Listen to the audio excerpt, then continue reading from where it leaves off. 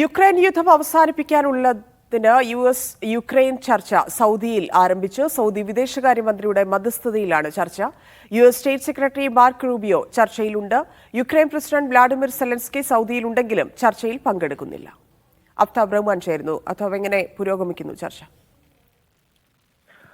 അല്പസമയം മുമ്പാണ് യുക്രൈനും യുഎസും തമ്മിലുള്ള കൂടിക്കാഴ്ചക്കും ചർച്ചക്കും സൗദിയിലെ ജിദ്ദയിൽ ഇപ്പോൾ തുടക്കമായിരിക്കുന്നത്.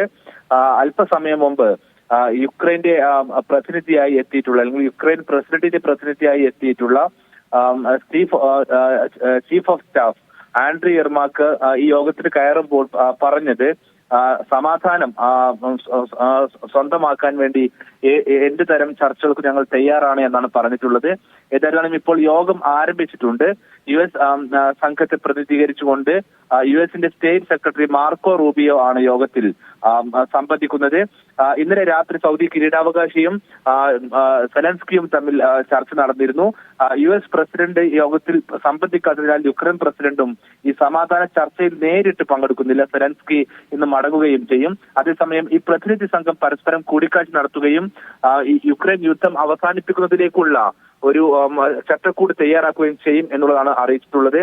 ഇന്നിപ്പോൾ മോസ്കോയിലേക്ക് യുക്രൈന്റെ ഭാഗത്തു നിന്നും ഡ്രോൺ ആക്രമണം കൂടി നടന്നിട്ടുണ്ട്. ഈ ഒരു പശ്ചാത്തലത്തിൽ കൂടിയാണ് ഇന്നത്തെ യോഗം ചേരുന്നത്.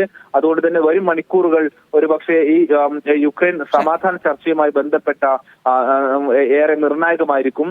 ഇരു കൂട്ടരും സമാധാനത്തിലേക്ക് പോകണം എന്നുള്ളൊരു നിലപാടിലാണ് ഉള്ളത്. പ്രത്യേകിച്ച് ഫെബ്രുവരി 28-ന് യുക്രൈൻ പ്രസിഡന്റ് വ്ളാദിമിർ സെലൻസ്കിയും ട്രംപും തമ്മിൽ നടന്ന അതിശക്തമായിട്ടുള്ള വാഗ്വാദത്തിന് ശേഷം നടക്കുന്ന ആദ്യത്തെ പ്രധാനപ്പെട്ട യോഗമാണ്. അതുകൊണ്ട് തന്നെ അല്പസമയത്തിനകം ഇതുമായി ബന്ധപ്പെട്ട കൂടുതൽ പ്രതികരണങ്ങൾ. ശരി, അഫ്താബ് റഹ്മാനാണ് വിശദാംശങ്ങൾ നൽകിയത്.